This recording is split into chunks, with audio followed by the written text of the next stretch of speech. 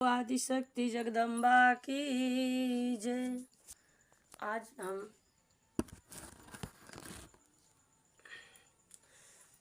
हम देवी चरित्रों के पाठ का महात्म्य बताते हैं। जो भी लोग अष्टमी, चतुर्दशी और नवमी को एकाग्रचित होकर जो देवी चरित्र के पाठ का महात्म्य का श्रवण करते हैं, उनकी सभी पाप जनित आपत्तियां, सारे पाप नष्ट हो जाते हैं।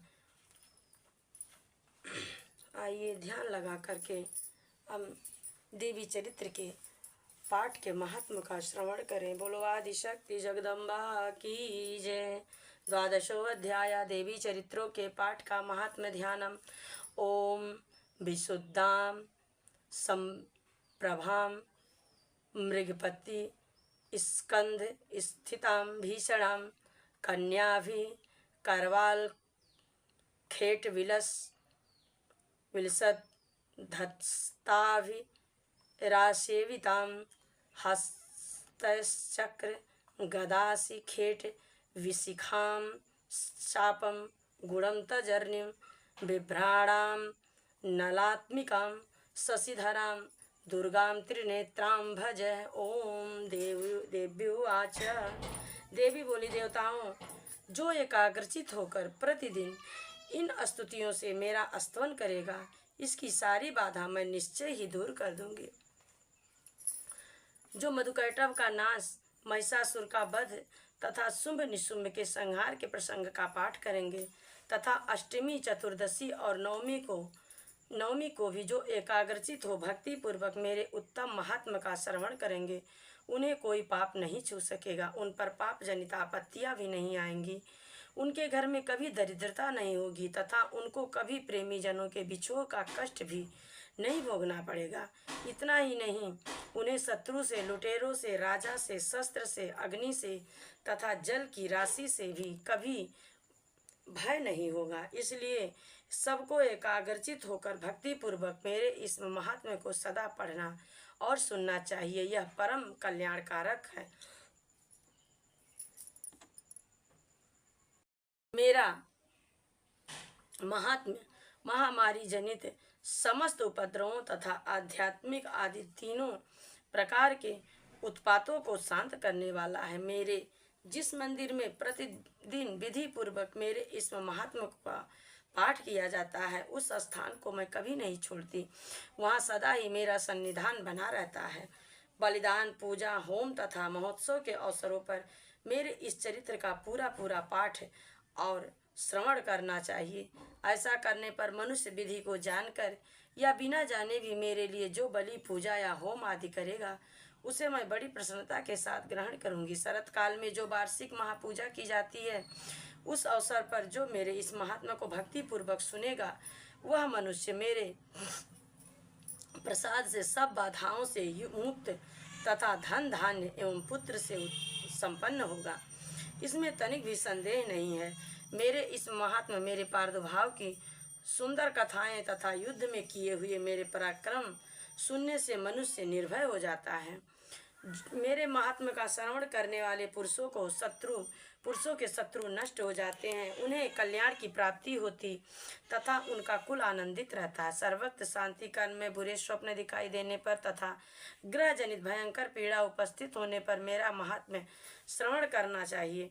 इससे सब विघ्न तथा भयंकर ग्रह पीड़ाएं शांत हो जाती हैं और मनुष्यों द्वारा देखा हुआ दुस्वप्न शुभ स्वप्न में परिवर्तित हो जाता है। बाल ग्रहों से आक्रांत हुए बालकों के लिए यह महात्म्य शांतिकारक है तथा मनुष्य के संगठन में फूट होने पर यह अच्छी प्रकार मित्रता कराने वाला होता है। यह महात्म्य समस्त दुराचारियों के बल का नाश करने वाला है। इसके पाठ मात्र से राक्षसों, भूतों और पिशाचों का नाश हो जाता है। मेरा यह सब महात्म्य मेरे सामीप्य की प्राप्ति करने वाला है। पशु, पुष्प, अर्घ्य, धूप, दीप, गंध आदि सामग्रियों द्वारा पूजन करने से, ब्राह्मणों को भोजन कराने से, होम करने से, प्रतिदिन अभिषेक करने से, नाना प्रकार के अन्य भोगों का अर्पण करने से तथा दान देने आदि से 1 वर्ष तक जो मेरी आराधना की जाती है और उससे मुझे जितनी प्रसन्नता होती है उतनी प्रसन्नता मेरे इस उत्तम चरित्र का एक बार श्रवण करने मात्र से हो जाती है। यह महात्म्य श्रवण करने पर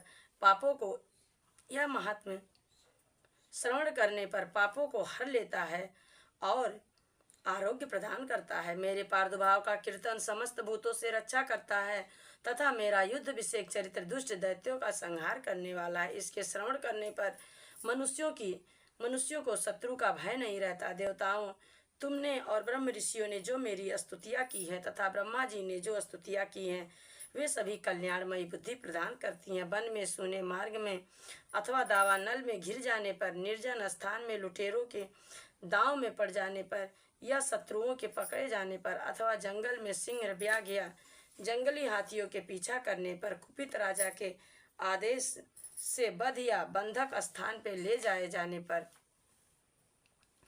अथवा महासागर में नाव पर बैठने के बाद भारी तूफान से नाव के डगमग होने पर और अत्यंत भयंकर युद्ध में शस्त्रों का प्रहार होने पर अथवा वेदना से पीड़ित होने पर, किंबहुना सभी भयानक बाधाओं से उपस्थित होने पर जो मेरे इस चरित्र का स्मरण करता है वह मनुष्य संकट से मुक्त हो जाता है। मेरे प्रभाव से सिंह आदि हिंसक जंतु नष्ट हो जाते हैं तथा लुटेरे और शत्रु भी मेरे चरित्र का स्मरण करने वाले पुरुष से दूर भागते हैं। ऋषि कहते हैं, यो कहकर प्रचंड पराक्रम वाली भगवती चंडिका सब देवताओं के देखते देखते वहीं अंतर ध्यान हो गई। फिर समस्त देवता भी शत्रुओं के मारे जाने से निर्भय हो पहले की ही भांति यज्ञ भाग का उपभोग करते हुए अपने अपने अधिकार का पालन करने लगे। संसार का विध्वंस करने वाले महाभयंकर अतुल पराक्रमी देव शत्रु शुंभ तथा महाबली निशुंभ के युद्ध में देवी द्वारा मारे जाने पर शेष दैत्य पाताल लोक में चले आए। राजन, इस प्रकार भगवती अंबिका देवी नित्य होती हुई भी पुनः पुनः प्रकट होकर जगत की रक्षा करती हैं। वे ही इस विश्व को मोहित करती, वे ही जगत को जन्म देती तथा वे ही प्रार्थना करने पर संतुष्ट हो विज्ञान एवं समृद्धि प्रदान करती हैं। राजन, महाप्रलय के समय महामारी का स्वरूप धारण करने वाली वे महाकाली ही इस समस्त ब्रह्मांड में व्याप्त हैं। वे ही समय समय पर महामारी होती और वे ही स्वयं अजन्मा होती हुई भी सृष्टि के रूप में प्रकट होती हैं। वे सनातनी देवी ही समय अनुसार संपूर्ण भूतों की रक्षा करती हैं। मनुष्यों के अभ्युदय के समय वे ही घर में लक्ष्मी के रूप में स्थित हो उन्नति प्रदान करती हैं और वे ही अभाव के समय दरिद्रता बनकर विनाश का कारण होती हैं। पुष्प, धूप और गंध आदि से पूजन करके उनको स्तुति करने पर वे धन, पुत्र, धार्मिक बुद्धि तथा उत्तम गति प्रदान करती हैं। इस प्रकार श्री मार्कंडेय पुराण में सावर्णिक मनवंतर की कथा के अंतर्गत देवी महात्म्य में फल स्तुति नामक 12वां अध्याय पूरा हुआ। बोलो आदिशक्ति जगदम्बा की जय।